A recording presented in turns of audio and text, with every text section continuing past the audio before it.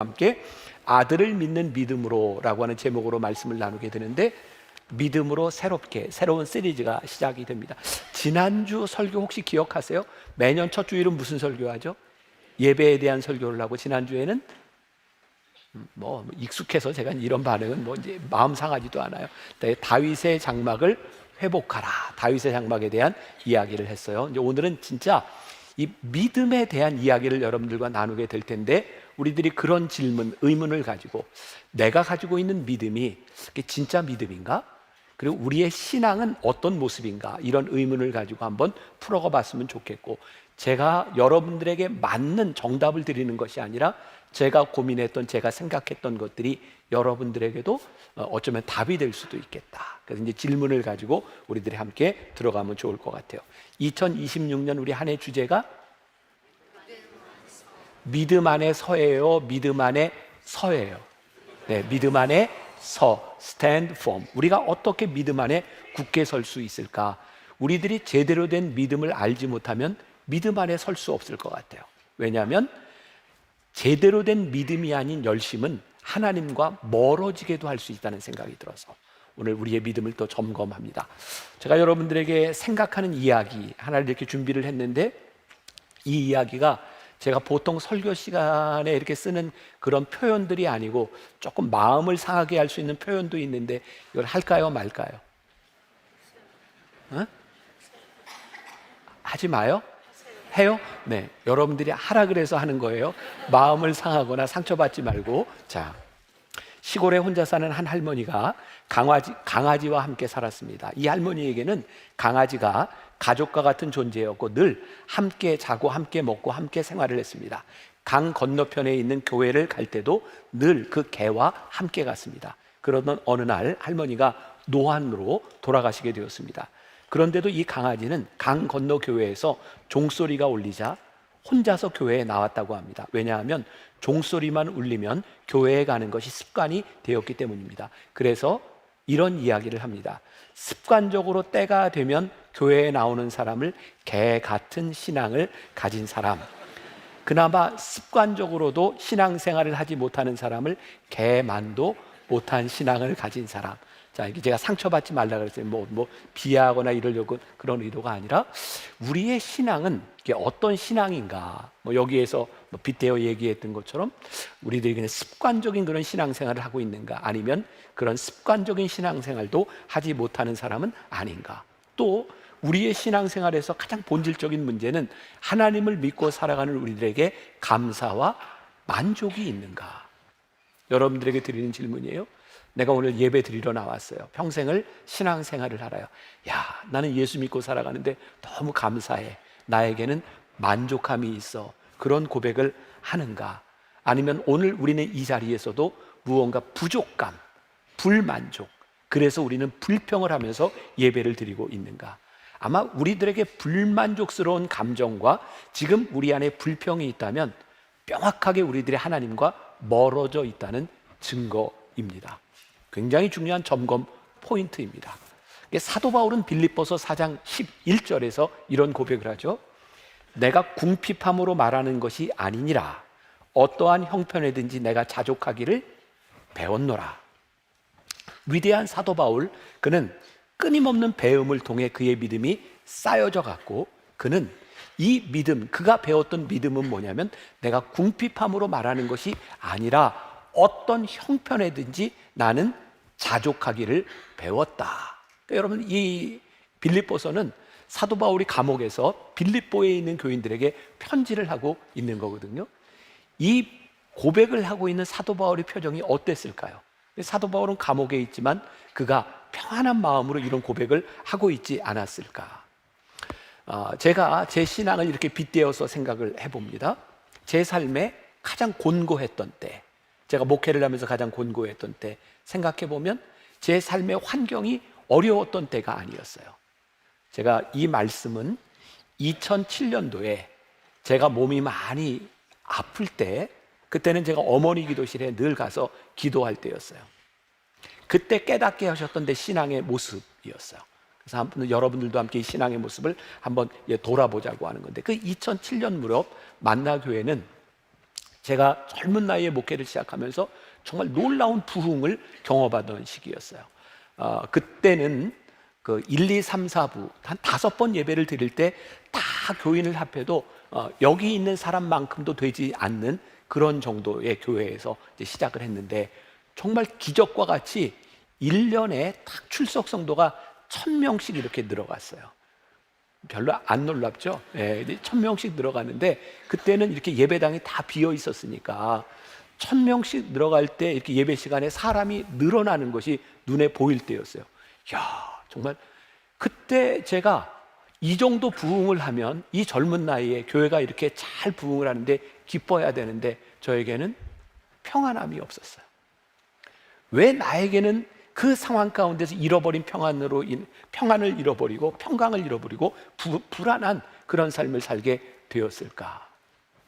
제가 오늘 여러분들에게 이야기하는 것, 곤고함은 우리의 환경에서 오는 것이 아니라, 그 부흥하던 때, 그때 저를 보면 교회 부흥에는 열심히 매달렸지만 하나님과의 관계가 멀어지고 있었던 것, 그리고 그 불안함 가운데서 제가 깨달았던 신앙의 이야기들이었어요. 빌립보서 4장 12절부터 13절까지 보면 사도 바울은 또 이렇게 고백을 합니다. 나는 비천에 처할 줄도 알고 풍부에 처할 줄도 알아 모든 일 곧 배부름과 배고픔과 풍부와 궁핍에도 처할 줄 아는 일체의 비결을 배웠노라. 내게 능력 주시는 자 안에서 내가 모든 것을 할 수 있느니라. 이런 사도 바울의 모습을 한번 또 생각해봐요. 나는 내게 능력 주시는 자 안에서 내가 모든 것을 할 수 있어. 이 부분을 헬라 학자가 이렇게 번역을 했더라고요. 나는 끊임없이 내게 힘을 불어넣으시는 자 안에서 모든 것을 긍정적으로 맞이한다. 결국 우리들이 긍정적으로 맞이할 수 있는 것은 뭐예요?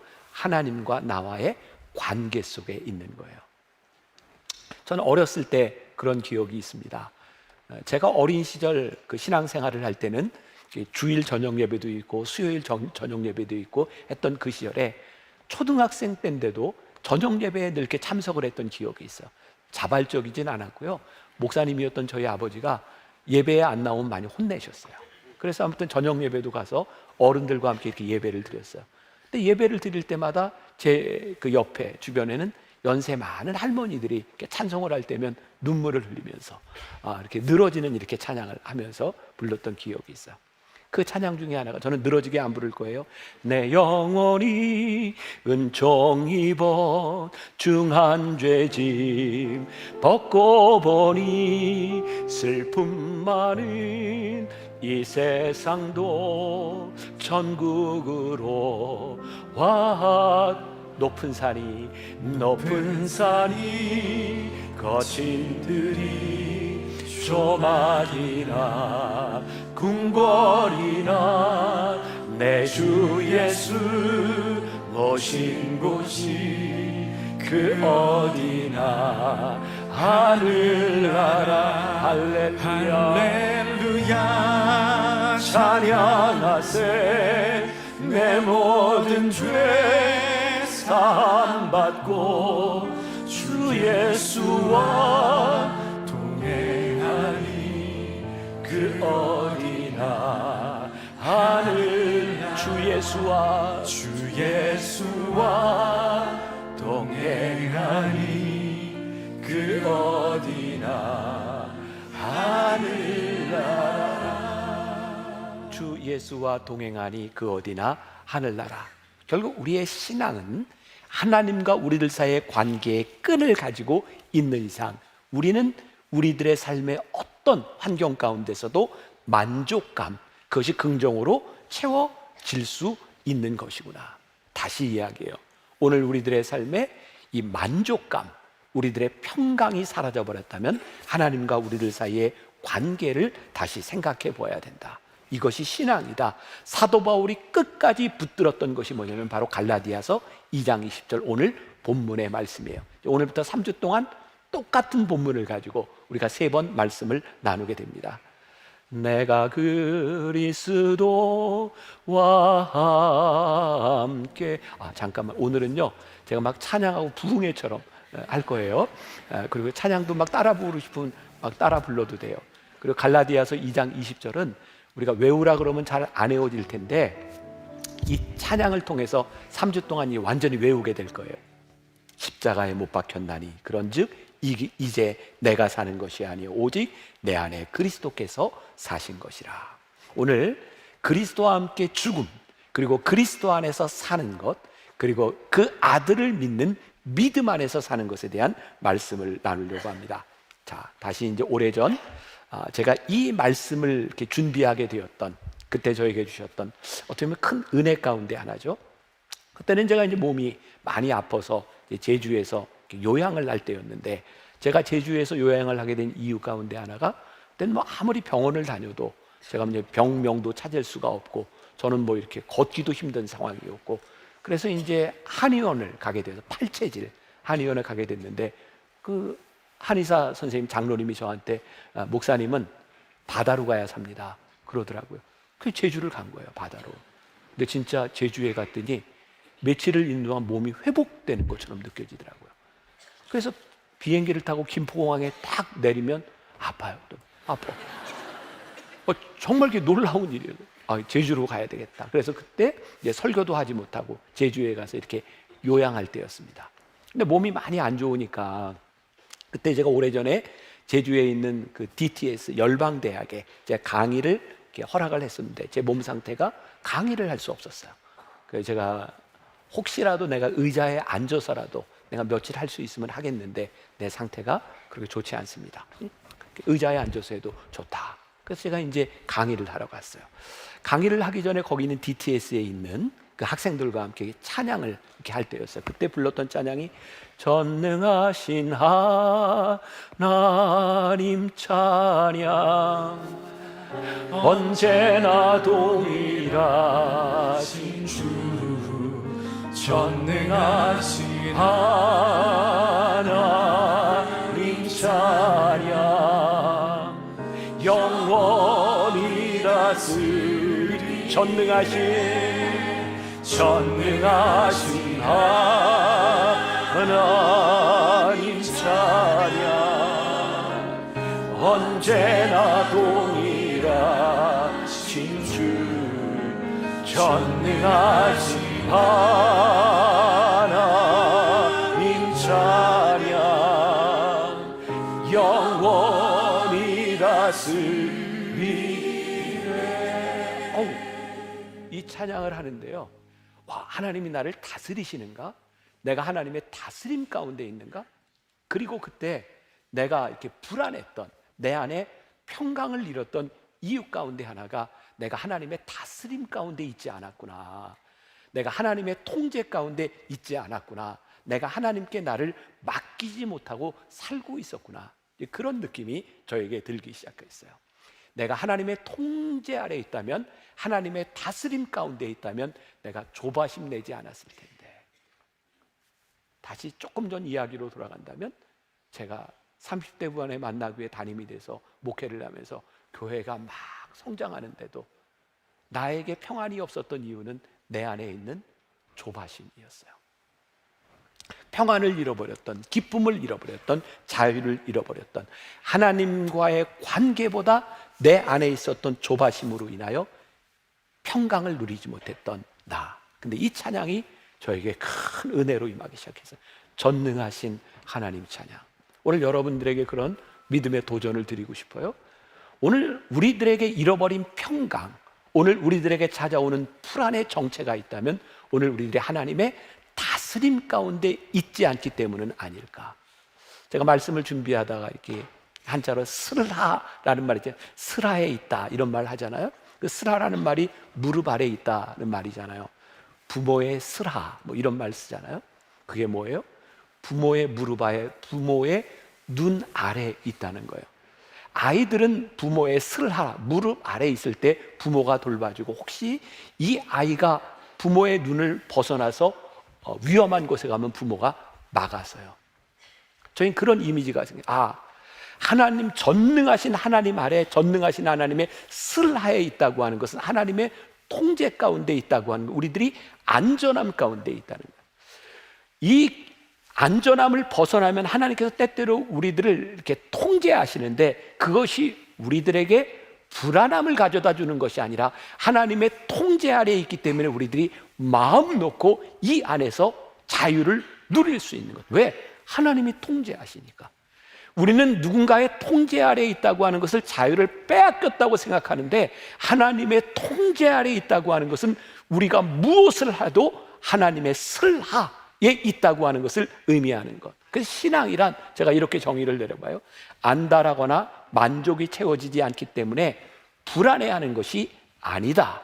오늘도 그분이 살아서 나의 삶을 통해 역사하고 계심을 믿는다면 어떤 환경 속에서도 만족과 감사할 수 있는 것이다. 끊임없이 힘을 불어 넣어주시는 그분을 믿을 때, 제가 나중에도 한번 이제 언급을 하겠지만, 우리들이 이 하나님의 통제 아래 있음, 이것이 신앙임을 믿을 때 우리는 더 이상 결과에 연연하는 것, 내가 어떤 것을 이루어 놓았느냐에 연연하는 것이 아니라 그리스도 안에 있는 것에 대한 평안함을 우리들이 누릴 수 있는 것이구나.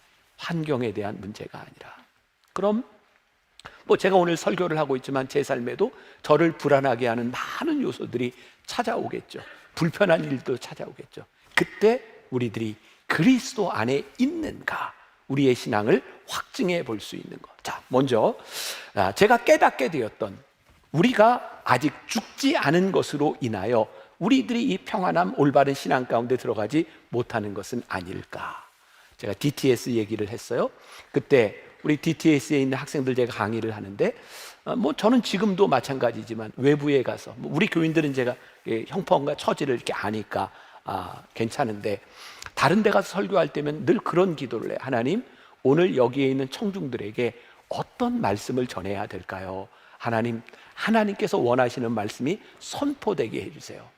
근데 제가 잠깐 기도를 하는데 제 마음속에 두 단어가 떠오르는 거예요.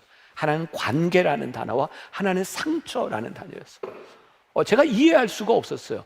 여기에 있는 DTS에 온 사람들은 정말 헌신된 사람일 뿐만 아니라 그들의 삶에서 6개월 동안 아무것도 하지 아니하고 성경만 공부하겠다고 제주도까지 온 사람들인데, 저 사람들에게 어떤 상처? 제가 잘 이해가 되지 않았어요. 그런데 그분들과 함께 이렇게 말씀을 나누고 이렇게 대화를 하다 보니까 그 사람들에게 상처가 있는 거예요. 어떤 상처냐면 하나님의 일을 하면서 그들이 해결하지 못한 아픔들을 가지고 있더라고요. 자, 여기에서 이 상처라고 하는 것은 사도 바울이 이야기했던 나는 그리스도의 흔적을 지녔노라 라고 하는 상처하고는 다른 상처입니다. 상처가 우리들에게 기쁨과 간증이 되는 것이 아니라 열심히 사역하는 그들의 삶 가운데 상처로 아파하는 것을 그대로 안고 있는 거예요. 이런 거죠. 야, 나는 하나님의 일을 해. 근데 내가 관계가 깨어졌어. 근데 그 관계가 깨어진 걸 정당화하는 거예요. 나는 하나님의 일을 하기 때문에 이 어쩔 수 없는 상처를 안고 살아가야 돼. 거기에는 많은 사역자들이 있었어요. 교회에서 사역을 하면서 담임 목사님과 목회자들과 깨어졌던 상처. 나는 하나님의 일을 하니까 이런 상처는 그냥 내가 안고 살아가야 돼. 그리고 안이 곪아 있는 거예요. 오늘 이 하나님 앞에 예배를 드리는 우리들 많은 신앙인들 가운데도 내가 하나님을 믿고 헌신하며 내가 사역을 하기 때문에 이 아픔은 어쩔 수 없는 거야 라고 생각하고 아픔을 안고 살아가는 사람이 있어요. 근데 그때 하나님이 저에게 보게 하신 것이 뭐냐면, 나는 그들이 아픔을 가지고 살아가는 걸 원치 않으신다는 거예요. 하나님은 그들의 아픔이 회복되기를 원하시고 하나님 안에서 관계가 회복되기를 원하시지, 하나님 때문에 아픔을 안고 살아가기를 원하시는 하나님이 아니라는 거예요. 우리가 하나님 앞에 헌신되고 하나님을 잘 믿으면 더 좋은 관계 속으로 들어가야지, 왜 우리들이 이 아픈 슬픔, 눈물, 이 피 흘리는 것을 우리들이 안고 우리들이 살아가야 되는가? 제가 또 이렇게 정리를 해봤어요. 진정한 하나님과의 관계란 하나님과의 관계 때문에 다른 사람들과의 관계가 깨어지는 것을 정당화하는 것이 아니다. 또한 하나님과의 관계를 생각하며 자신이 받은 상처와 아픈 마음을 그대로 안고 살아가도 된다는 것이 아니다. 하나님은 당신과의 올바른 관계를 통해 우리의 깨어진 육체와 영혼이 회복되기를 원하신다는 것.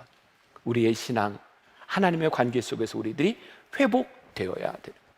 회복되지 않은 우리의 상처를 변명하지 말라는 거예요. 제가 이날 이렇게 이제 강의를 하면서 저는 쉽게 감동을 하기도 하고 또 감동을 하면 바로바로 움직이는 그런 사람이기도 해요. 2007년이니까 우리 아이들이 많이 어렸을 때입니다. 근데 이때 어린이날을 끼고 있었어요. 근데 하나님이 그런 마음을 주시더라고요. 네가 만나교회 담임 목사로 헌신하고 네가 사역한다고 하는 것으로 아이들에게 상처를 주지 마라. 내가 열심히 하나님의 일을 했기 때문에 내 자식들이 그거 안고 살아가야 된다고 그렇게 변명하지 마라. 그래서 제가 전화를 했어요. 교회에 우리 직원한테 부탁을 했어요. 우리 아이들한테 나 대신 선물을 좀 전해줄 수 있겠냐. 그때 하나님이 깨닫게 하셨던 것도 뭐냐면, 하나님은 우리들의 삶에 좋은 관계와 평안과 평강을 원하신다는 거였어요. 내가 그리스도와 함께 십자가에 못 박혔나니, 우리들이 이렇게 불평과 불만과 우리들의 삶의 관계가 깨어지는 것 중에 하나가, 아 그렇구나, 내가 십자가에서 내가 죽지 않은 것 때문에 여전히 내 안에 나의 불만족들이 나를 힘들게 하고 있는 것은 아닐까. 오늘 여러분들이 그런 질문을 한번 던져보세요. 나는 십자가에서, 내가 그리스도와 함께 십자가에 못 박혀 죽었어. 그렇다면 우리들에게 채워주지 않은 그 충족되지 못한 것 때문에 우리들이 그렇게 상처를 받아야 될까? 내가 그리스도 안에서 죽었어 라고 하는 순간 우리들이 이겨내고 우리들이 승리할 수 있는 많은 부분들이 있는데 그 상처들을 우리들이 안고 살아가는 것은 아닐까. 이용규 선교사님 들어보셨죠? 이용규 선교사님 부부가 저희하고 좀 친하게 지내요. 만나서 이렇게 식사도 하고 만나면 이야기도 많이 하고 하는데, 한 번은 그런 이야기를 하더라고요. 그 사모님이 그 유명한 선교사의 아내로 살아가는데도 어느 날 우울증이 찾아왔고 그것 때문에 굉장히 힘든 시간을 지나갈 때였답니다. 한 번은 선교지에 와서 어떤 목사님이 설교를 하는데 이런 질문을 하더래요. 여러분들도 한번 대답해 보세요. 지렁이가 밟으면 왜 꿈틀하는지 아세요? 지렁이가 밟으면 꿈틀하는 이유가 안 죽어서 꿈틀거린대요. 죽은 지렁이는 절대로 꿈틀하지 않는답니다. 되게 징그러운 얘기일 수도 있는데, 우리가 그리스도 안에서 십자가에 못 박혔나니, 그러면 우리들이 웬만한 것 가지고는 우리들이 꿈틀하거나 웬만한 것 가지고 우리들의 성질이 나타나지 않을 것 같아요. 여전히 우리들의 삶에 문제가 되는 것은 내가 십자가 아래서 내가 못 박지 못한 내가 만족하지 못하기 때문에 내가 힘들고, 나의 만족을 위해서 내가 노력하고 나의 만족을 위해서 헌신하며 나의 만족을 채우려고 하고 나의 만족을 위해 사람들의 인정을 받으려고 하니까 우리의 상처들이 그대로 우리 가운데 남아있는 것은 아닐까.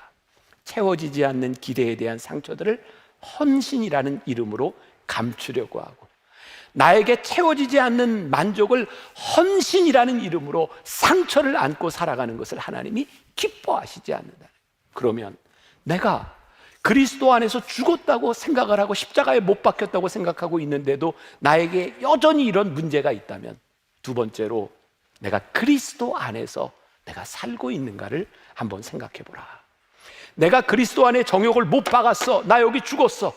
그런데도 우리들에게 계속해서 이런 문제가 있는 것, 내가 죽었으나 그리스도 안에서 살고 있는지를 생각해 보아라.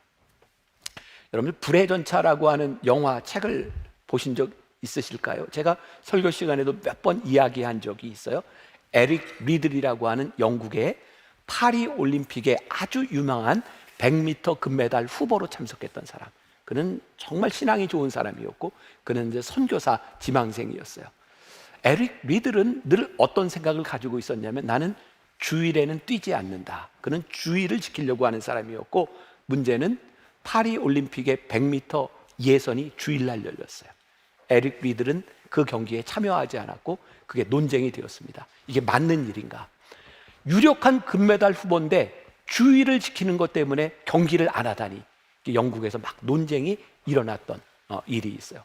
그런데 이 에릭 리들과 함께 그 라이벌로 참여했던 선수 중에 하나가 에이브러함스라고 하는 사람이 있어요. 그는 늘 이런 이야기를 했답니다. 내 가치를 증명할 시간은 이 10초에 달려 있어. 반면에 리들은 이렇게 얘기를 했대요. 하나님이 나를 빠르게 만드셨어. 나는 내가 달릴 때마다 그분이 기뻐하시는 것이 느껴져. 요 이야기를 보면서 유명한 팀 켈러 목사님은 이런 얘기를 합니다. 리들은 뛸 때도 쉬는 기분이었지만 에이브러함스는 쉴 때도 힘들어했습니다. 이유가 무엇입니까? 바로 자신의 가치를 증명하는 일에는 영원히 쉼이 없기 때문입니다. 복음은 우리가 하나님 안에서 가치가 이미 증명된 자들이라고 말합니다. 하나님이 그 주권을 나를 가치 있는 자녀다, 그렇게 말씀해 주셨습니다. 그리스도 안에서 산다고 하는 것이 무엇일까요? 그리스도 안에서 산다고 하는 것은 우리들의 삶의 어떤 결과, 우리들이 예측하고 있던 어떤 것에 우리들이 매달리고 있는 것이 아니라 그리스도와 함께 살아가는 것이 우리들의 가치임을 아는 거예요. 제가 왜 곤고했을까 생각해 보니까 저는 분명히 은혜도 받고 목회한다고 생각했던 사람인데, 제가 그리스도와 함께 사는 것보다 내 가치를 어떻게 증명할까 때문에 내 안에 평안을 잃어버렸던 것 같아요. 순간순간 제 안에 찾아오는 거죠. 내가 하나님의 일을 한다고 하면서도 나는 늘 내 가치를 증명하려고 노력하고 있구나. 어떤 면에서 보면 내가 여기에 안달을 하고 있구나. 하나님이 여러분들을 부르셔서 십자가의 죽음과 그리스도 안에서 살게 하셨는데, 우리가 오늘 또 나의 가치를 증명하려고 불안하게 평강을 잃고 살아가는 것이 아니라 내가 그리스도 안에서 살고 있다고 하는 믿음이 우리들에게 확실할 때 우리는 이 믿음 안에서 평강의 삶을 살아가게 돼요. 우리의 판단에 의지하고 우리의 결과에 의존하는 것이 아니라 하나님이 우리를 이끄심 가운데 그리스도 안에서 살아가는 것. 여러분들에게 또 그런 도전을 드리고 싶어요. 2026년을 살아가는 우리들의 삶에 믿음으로 새롭게 믿음 안에 서라고 하는 이 믿음이 어디에 기초하고 있는가? 이용규 선교사의 더 내려놓음이라는 책에 이런 구절이 있어요. 대부분 아직 미혼인 사람은 기도할 때 주여 모든 것을 주 뜻대로 이루어 주소서라고 기도하지만 속으로는 결혼만은 내 뜻대로 하게 해주세요 라고 생각하는 경우가 많다. 헌신을 다짐하는 기도를 할 때 주여 이 몸을 주님께 바칩니다 라고 말하지만 속으로 그래도 이거는 안 돼요 하는 게 있다. 하나님 적어도 이 부분만큼은 건드리지 말아주세요 라고 바란다. 설교를 들을 때도 자신이 허용하기 어려운 내용이 나오면 움츠려 든다. 하나님 여긴 제 영역이에요. 안 도와주셔도 돼요. 방해만 하지 마세요. 나 혼자서도 잘할 수 있어요. 하나님 이건 하나님과 타협이 안 돼요. 나는 내 길을 가렵니다. 십자가에 죽었는데 우리는 그리스도와 함께 살지 않아요. 저는 신앙이 결코 쉽다고 생각하지 않습니다. 그런데 이 어려운 신앙 가운데 우리들이 들어가야 하나님이 우리들에게 주시는 평안을 경험합니다. 성경에 나오는 사사기, 성경에 나오는 많은 사람들의 이야기를 보세요. 자신의 소견에 옳은 대로 행했던 것이 그들의 삶에 고난을 가져와요. 내 소견에 옳은 대로 살아가는 것이 아니라 예수 안에서 살아가는 삶이 우리들에게, 예수 안에서 믿음의 삶을 살아가기 시작할 때 하나님이 우리들에게 주시는 평안함, 하나님의 관계 속에서 올바른 삶의 행위들이 나오기 시작해요. 오늘 우리의 삶의 실패의 원인들이 어디 있는가? 그런데 내가 십자가에 분명히 못 박혔어. 근데 이것만 가지고도 안 돼. 내가 그리스도와 함께 살아. 근데 이것으로 우리의 신앙의 문제가 다 해결되는가? 그렇지 않아요. 우리는 또 넘어지고 우리는 또 실패하고 내가 믿음으로 살아가려고 하지만 하나님을 실망시키신 일들로 인하여 우리의 마음이 불안할 때가 많이 있어요. 언제 여러분들이 제일 불안해요? 여러분들의 마음이? 내가 하나님의 뜻대로 살아가고 있지 않다는 것을 내가 알 때 얼마나 불안해요. 근데 우리들의 삶에 이런 일들이 계속해서 반복되는 거예요. 근데 오늘 이 갈라디아서 2장 20절 가운데 우리들에게 주시는 놀라운 말씀이 있는데 마지막 절에 있는 아들을 믿는 믿음 안에서 사는 것이다. 죽음도 힘들고 사는 것도 쉽지 않은데 이 모든 것을 우리로 하여금 승리로 이끄는 것이 있는데 그게 뭐냐면 아들을 믿는 믿음 안에서 사는 것이다. 제가 오늘 믿음에 대해서 이런 정의를 내리고 싶어요. 실패자인 우리가 용서하시는 하나님의 은혜를 또 생각하고 감사하고 살아가는 것. 저는 우리의 믿음이 절대로 실패하지 않으리라고 생각하지 않습니다. 왜? 여러분들이 저보다 별로 나을 것 같지는 않은데 저도 늘 넘어지고 스스로 실족하고 스스로 아파할 때가 많이 있거든요. 그런데 이 실패와 하나님의 용서가 필요한 순간에 하나님은 그 아들을 믿는 믿음 안에서 우리를 붙들어 주시겠다고 말씀하세요. 아들을 믿는 믿음 안에서 내가 용서받을 수 있다는 것을 다시 한번 확증하게 되고, 그 아들을 믿는 믿음 안에서 그 믿음이 다시 필요한 존재임을 우리들이 깨닫게 될 때 우리들이 하나님 앞에 다시 일어설 수 있는 거예요. 믿음은 쓰러지지 않는 게 아니에요.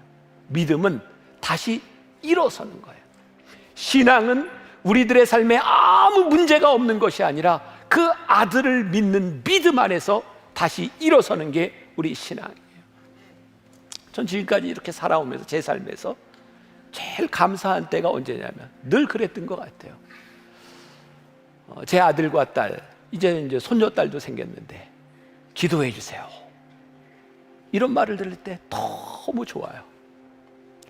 아, 너희에게 힘이 필요하구나, 너희들에게 기도가 필요하구나. 하나님이 우리를 가장 기쁘게 보시는 때, 하나님의 기쁘심으로 인하여 우리들의 마음이 평안히 찾아오는 때가 언제일까요? 하나님, 저를 도와주세요. 하나님, 제가 넘어졌어요. 하나님, 제가 하나님의 용서하심이 필요해요. 하나님, 저를 도와주세요. 그때 하나님이 기뻐하실 거예요. 그래, 내 아들을 믿는 믿음 안에서 내가 일어서라.